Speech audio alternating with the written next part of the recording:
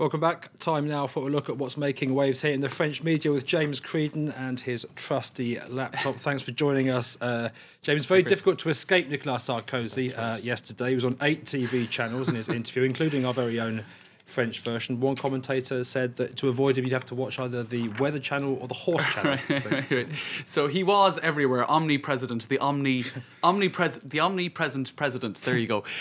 So let's take a look at some of the sequences that we could see on TV last night. This is it's a very uniquely French experience. This kind of orchestrated, choreographed interview where you have journalists invited into the Élysée Palace, into these sort of sumptuous surroundings. Two of the most senior anchors on TF1 and France 2 respectively, and then you had two journalists as well from the rolling news channels who were invited on later. You can see them here appearing on screen now, and they were sort of tucked away in a sort of stage. You can see them there kind of appear in the corner, kind of set into the salle des fêtes scenery, the kind of ballroom scenery. It really does almost look like a theatre piece with these sort of actors being brought on stage at various points. Certainly very, very choreographed compared to presidential interviews or prime ministerial interviews that you would see in other countries. And I think it does sort of fascinate foreigners to see this mise en scène, as they say in French, or choreography.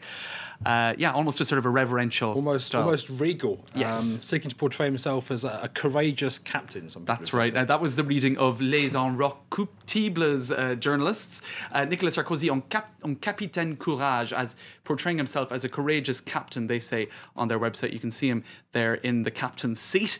And indeed, to accompany this interview last night, this very sort of choreographed interview, you had a video that was put up online. Now let's take a look at that video, because it was very much part of the whole choreography of this event last night. So you have this scene that was put up, this video that was put up online, with words such as to confront, to rebuild, to resist, to overcome, to fight, to work. You've got images of war, images of difficulties that France has already come through, people working, and you've got even sequences from the Tour de France. So it's a very sort of conservative picture of France that is being put out there.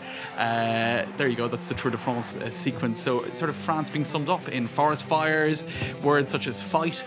It's interesting the way they're trying to kind of, I suppose, condense this image of France into one visual. And Sarkozy certainly was trying to mirror those ideas last night in that sequence. It's all about images and pictures and impressions at the moment. Should we be worried about where it all might head? Let's give a little bit of airtime to the socialists now. They've got their own viral video. That's right. Campaign. We spoke about this a lot last week, and I think it's interesting to show it again, just to contrast the styles. Now, this was a video that accompanied François Hollande's big rally ahead of the presidential election about 8 days ago, with the slogan, Le changement c'est maintenant, change is now, with this sort of funky little hand movement. It's got quite a different vibe to it does, doesn't it?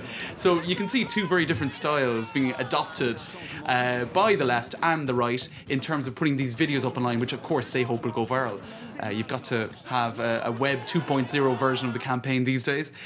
So that was their attempt, extremely different in its style, but it's all about the video, the viral video these days. And there's always plenty of reactions on Twitter. That's right. Let's take a look at what some people have been saying about this big operation last night. I put on TF1, I saw Sarkozy. I put on France 2, I saw Sarkozy.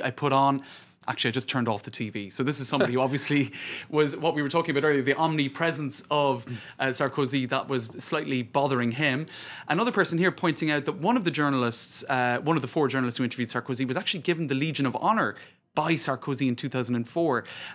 So I suppose, again, a nod being given to the orchestrated nature of these presidential interviews where you have hand-picked journalists, and, it's not exactly the free and easy interview where you could be asked the killer question. The killer question is pretty much guaranteed not to come up.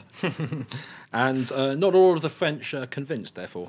That's right. And you had some people, of course, nitpicking actually what he was saying. He made quite a few references to Germany, which were later. You can see it here actually on the website of ONI. Those references, those comparisons to Germany, were then picked apart by journalists the next day, and some of those statistics were not actually factual. He also mentioned This gets quite technical. A social welfare tax, the social, what he called the social VAT. This was a tax to be brought in where the increased tax revenue would be channeled into preventing businesses from going overseas. It's quite technical. But Sarkozy said last night that he had never used the word social VAT, that's what it's been called by journalists. Of course, in fact, he did use the term before. So let's take a look at what a lot of websites have done. They've copied and pasted and cut up what he said last night with what he said before. Let's take a look. You like the idea of a social VAT, or we could call it something else. This term has no meaning. You've never heard me use it. If the social VAT prevents businesses moving abroad, if it's good for jobs, for growth, then we will introduce the social VAT. I propose that we study this social VAT option, that we debate it, putting aside ideological differences.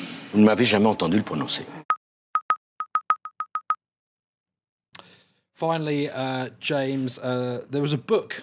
Yeah, this is kind of weird. I think we have some pictures of it here online. This is one of the anchors, and he had a mysterious book next to him, right?